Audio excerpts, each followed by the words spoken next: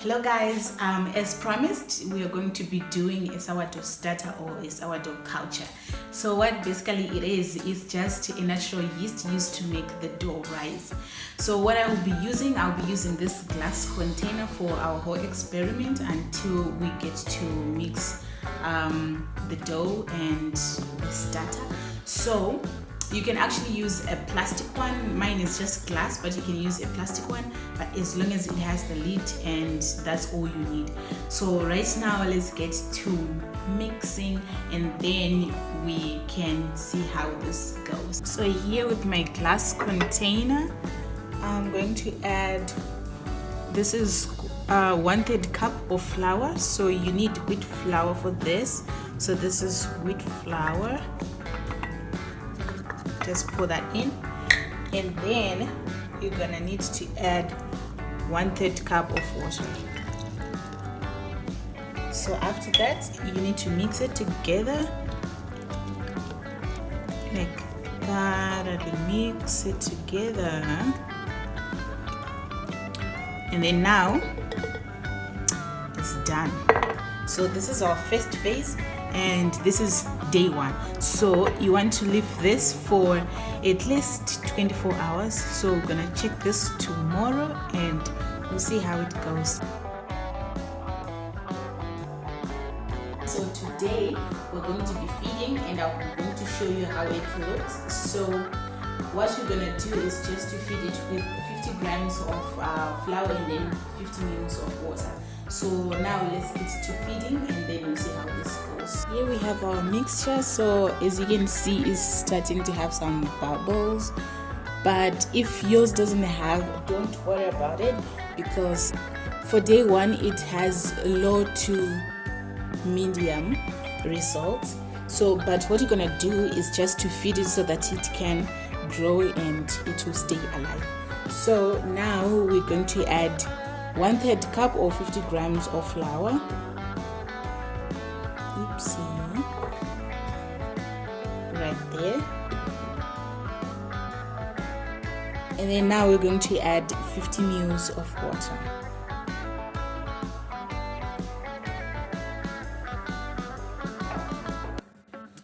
And then we just mix it up.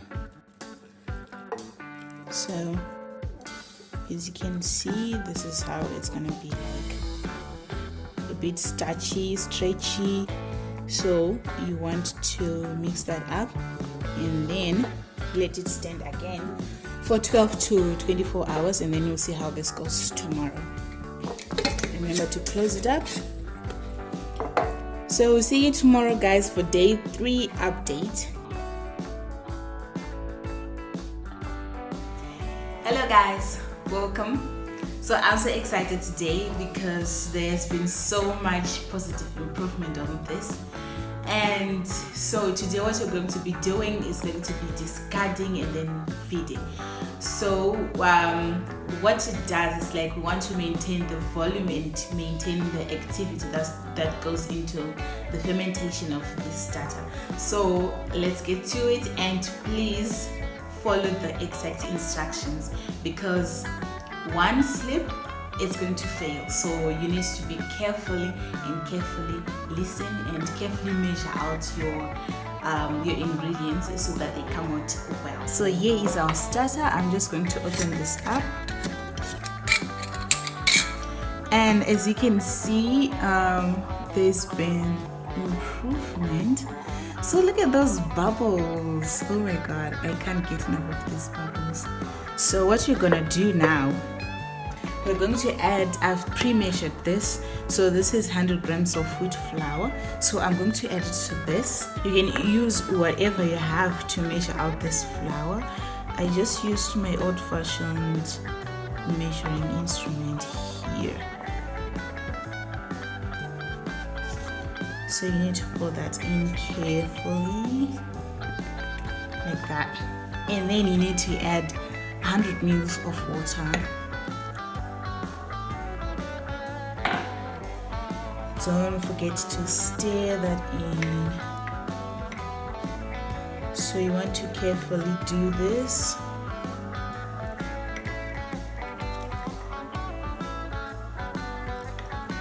So as you can see, it's starting to get starchy and stretchy, so you might need to use a little bit of more power to this. So you need to make sure that this is like completely combined, and because we're going to discard out 100 grams, I have this, so we're going to measure out 100 grams of this.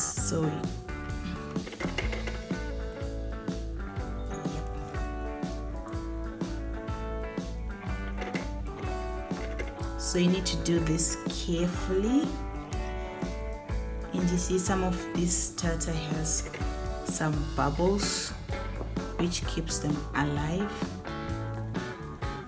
So this is let me see,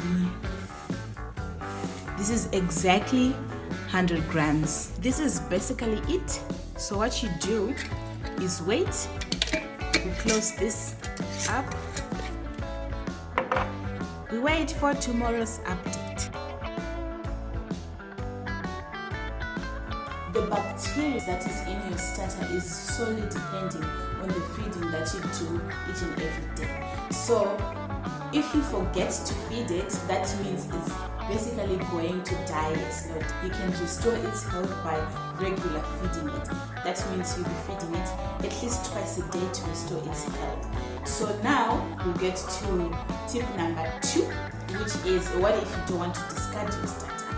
You eventually have more than enough starter that you need, but if you still want to keep it, you can keep it as long as you want, as long as you can feed it so that it can stay healthy and alive.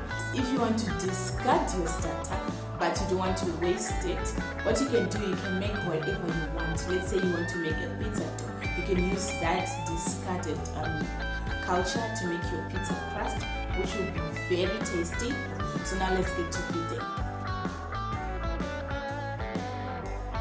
Today I'm going to be making the bread. I have my supplies here, my sourdough starter here, or sourdough culture. So I bet you already have one. So you also need a big bowl. You can use a mixer or anything that you have. And I also have one of the Pyrex dish. The reason why I have this bowl is because I don't have the proofing dish specifically for proofing the dough. I also have this, so this is what I'm going to use to measure out all my ingredients, which is basically flour, because the basic is flour and the starter. So now I'm going to measure out the flour, and then we get to the starter. This is 460 ml of water. And now let's get to weighing and mixing. I'm just gonna add flour. So we're measuring out 800 grams of flour. So this can measure up to 475 grams. So what I'm going to do is to measure out 400 grams first, and then the second batch of 400 grams.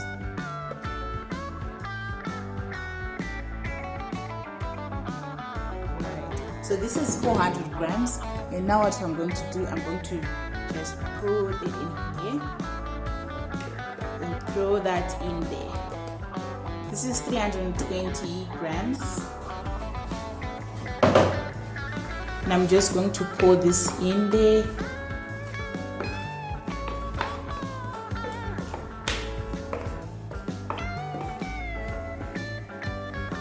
Like that. This is 460 ml of water.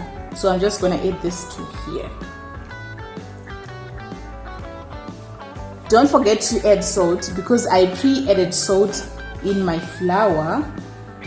So don't forget to add salt. You can add sea salt for more flavoring if you want, because table salt doesn't have as much flavor as sea salt. So if you have a mixer at your house, you can use a mixer, but here I just want to show you how to make this using your hands. Use your hands for this. So I'm just gonna dump this on the table. and scrape out all the remaining dough. We're just going to scrape out this, and then we go to kneading. So kneading is part of the joy, you know. Push it down, bring it forward, push it down, bring it forward, and push it down. So you need to continuously do this. Well, it may be tiresome for you to do this, so at least you got your exercises done. You don't need some workouts after this. It's going to be easier if you continuously knead. So some people say you can knead as long as 5 to 10 minutes, but you know, everybody's different. Their strength when you put it in here and the level of how they are kneading it, because some people have their own different techniques of kneading. The dough is slowly coming together, and make sure you pre-cleaned your table or your working space, because you don't want all those bad stuff being in your food. So to see if your dough is done enough when you are kneading, just take a little piece and then stretch it out like that.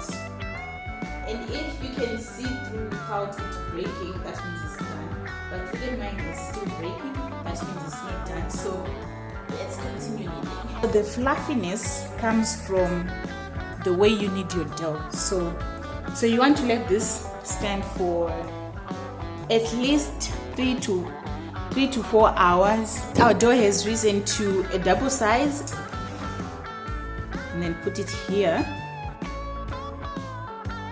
Make sure to cut it into 2 equal pieces like that. You stretch it out and bring it in, stretch it out and bring it in. Just try to make that round ball like that, and then flip it over with your hands like this, and then bring it forward and bring it forward. Your Pyrex dish and a clean dish towel floured with, just greased with a little bit of flour here. And then take your dough and then put it in here, and then you just cover it like that, and then let it stand for 3.5 hours to 4 hours. As you can see, it has risen. Oh, look at that. This is so nice. So now what you want to do is to flip it over in our baking sheet, flour the top. Scoring is just like it's baker's signature. So what I would like to do is just to put a C or just a slash and then an X, whatever that you want to do. So you can as well do what you want to do, but here I'm just going to put a C here.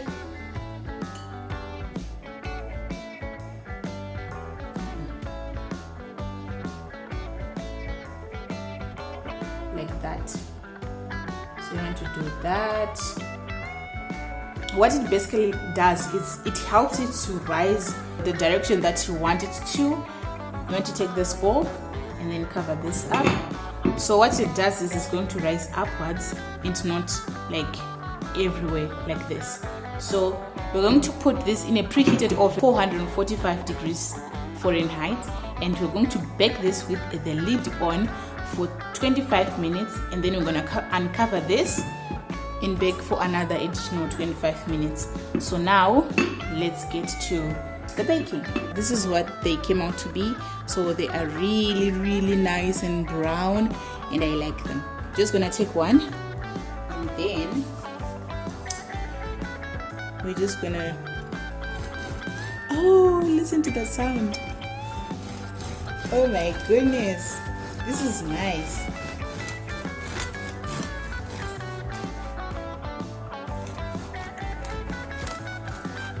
The crust is really brown, those bubbles. Aroma as well. Unfortunately, you can't smell this. So as you can see, it has, the crust is a bit hard, and then there's this soft part. This is very nice, you guys. You should really try this.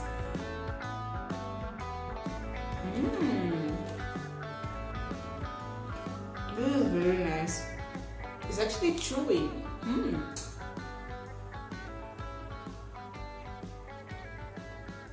So this part is actually chewy.